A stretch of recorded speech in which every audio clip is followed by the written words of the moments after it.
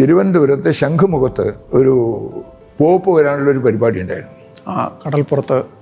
കടപ്പുറത്ത് പോപ്പ് വരുന്നു. അവർ പോപ്പ് വരുന്ന സ്ഥലത്ത് പോപ്പ് വേദി പണിയാൻ നിശ്ചയിച്ചത് ശംഖുമുഖത്ത് നമ്മുടെ പത്മനാഭ സ്വാമി ക്ഷേത്രത്തിൽ നിന്ന് റെഗുലറായിട്ട് ആറാട്ട് ഉത്സവം, അവിടെ പോയിട്ട് ആറാട്ടിന് വരിക. ആ ആറാട്ട് നടക്കുന്ന സ്ഥലത്താണ് ഇവർ വേദി വയ്ക്കാൻ തീരുമാനിച്ചത്. എന്ന് മാത്രമല്ല, പോപ്പ് വന്നു കഴിഞ്ഞാൽ പോപ്പ് വന്നതിൻ്റെ സ്മാരകമായിട്ട് പെർമനൻ്റ് ആയിട്ട് ആ വേദി നിർത്തണം എന്നുള്ളൊരു പരിപാടി. അവരത് തിരുവനന്തപുരത്ത്, കോട്ടയത്തെ, തൃശ്ശൂർ 3 സ്ഥലത്ത് ഇദ്ദേഹത്തിൻ്റെ പരിപാടി ഉണ്ടായിരുന്നു. അതുകൊണ്ട് തിരുവനന്തപുരം മഹാരാജാവ്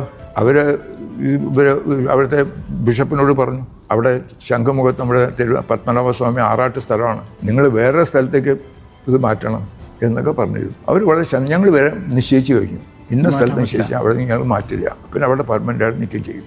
ആ സമയത്താണ് പോപ്പ് വേദിക്കെതിരായിട്ട് ഗംഭീരമായിട്ടുള്ള പ്രക്ഷോഭം നടത്തി. തിരുവനന്തപുരത്ത് വെച്ച് അതിഗംഭീരമായിട്ടുള്ള സമ്മേളനത്തിൽ സത്യാനന്ദ സ്വാമിജി പറഞ്ഞു, സത്യാനന്ദ സരസ്വതി, ഇതാണ് നിങ്ങളുടെ നിലപാടെന്നുണ്ടെങ്കിൽ നമ്മൾ സമുദായ മൈത്രി വളരെ കാര്യമായിട്ട് ആഗ്രഹിക്കുന്ന ആൾക്കാരാണ്. നമ്മുടെ പത്മനാഭസ്വാമി ക്ഷേത്രത്തിൽ കാലങ്ങളായിട്ട് നടക്കുന്ന ആറാട്ട് നടക്കുന്ന ആ കടവിൽ തന്നെ നിങ്ങൾ വേദി നിർമ്മിക്കും, അത് പെർമനൻ്റ് ആക്കി, വേണമെങ്കിൽ നിങ്ങളുടെ ആറാട്ട് വേറെ സ്ഥലത്തേക്ക് മാറ്റിക്കോളൂ എന്ന് പറയുന്ന ഒരു നിലപാട് ഒരു സമുദായ സൗഹാർദ്ദം സൃഷ്ടിക്കുന്നതല്ല. അതാണെന്നുണ്ടെങ്കിൽ ഹിന്ദു സമുദായം ഉറപ്പിച്ച് പറയുന്നു, പോപ്പ് അവിടെ കാല് കുത്തില്ല എന്ന് പ്രഖ്യാപിക്കും. ഈ തരത്തിലുള്ളൊരു പ്രഖ്യാപനവും അന്തരീക്ഷവും കേരളത്തിൻ്റെ അന്നത്തെ ഹൈന്ദവ അന്തരീക്ഷം അതിൻ്റെ അവർക്ക് മനസ്സിലായി. അതുകൊണ്ട് ബിഷപ്പ് വന്നിട്ട് നമുക്കൊരു കാര്യം ചെയ്യാം, ഒത്തുതീർപ്പാക്കാം, ഞങ്ങൾ വേറെ മാറ്റിക്കൊള്ളാം എന്ന് മാത്രമല്ല, ആ ഒരു പോപ്പിൻ്റെ വേദി പണിത് കഴിഞ്ഞ ശേഷം അത് നമ്മൾ അവിടെ വയ്ക്കാന്നുള്ളതിന് നമ്മുടെ ആൾക്കാർ പറഞ്ഞു, പോപ്പ് വന്നു, അനുമതി അവിടെ വേദിയാക്കാൻ സമ്മതിക്കില്ല, നിങ്ങൾ വേദി പണിതാൽ തന്നെ അത് കഴിഞ്ഞ ശേഷം നിങ്ങൾ മാറ്റിക്കൊണ്ടുവരും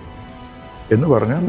അവസാനം ആശ്രമത്തിൽ വെച്ചിട്ട് ഈ ബിഷപ്പ്മാരും അതിൽ സംഘത്തിൻ്റെയും ചില മുതിർന്ന കാര്യകർത്താക്കന്മാർക്കുണ്ടായിരുന്നു. അവസാനം അവർ പറഞ്ഞു, ഞങ്ങൾ വേദി സ്ഥലം മാറ്റാം എന്ന് മാത്രമല്ല, ആ വേദി പെർമനൻ്റായിട്ട് വെക്കുന്നതിന് പകരം ഞങ്ങളിത് പൊളിച്ചുകൊണ്ട് പോകാം എന്നുള്ള കരാറിലായി. ആകെ നമ്മുടെ സംഘത്തിൻ്റെ ഒരു മുതിർന്ന അധികാരി, ഞാൻ ഇപ്പോൾ പേര് പറയാൻ ആഗ്രഹിക്കുന്നില്ല, അദ്ദേഹം പറഞ്ഞു, ഒരു കാര്യമുണ്ട്, ഈ വേദി നമുക്ക് സൗഹാർദ്ദം ഇപ്പോൾ മാത്രമല്ല കാലങ്ങൾ കഴിഞ്ഞാലും നിൽക്കണം. അതുകൊണ്ട് നിങ്ങൾ മുകളിൽ നിന്നൊക്കെ പൊളിച്ചുകൊണ്ട് പോയിട്ട് അതിൻ്റെ തൂണുകൾ അവിടെ ഉണ്ടെങ്കിൽ നാളെ എപ്പോഴെങ്കിലും ആരെങ്കിലും കുടിച്ചു പോയിട്ട് ഇത് പോപ്പി വന്ന തുണിയാന്ന് പറഞ്ഞിട്ട് ആ സമയത്ത് നമ്മുടെ അടുത്ത തലമുറ വഴക്കടിക്കാൻ സാഹചര്യം ഉണ്ടാകരുത്. അതുകൊണ്ട് നിങ്ങൾ താഴത്തുള്ള തൂണിൻ്റെ ആ ഇത് അടക്കം പൊളിച്ചുകൊണ്ട് പോകണം, ആ കണ്ടീഷനിൽ കൊണ്ട് മാറ്റി. അതും നമ്മുടെ ഹിന്ദു സമുദായത്തിൻ്റെ ശക്തമായ നിലപാടിൻ്റെ ഉണ്ടായിട്ട് ഒരു വിജയമായിരുന്നു.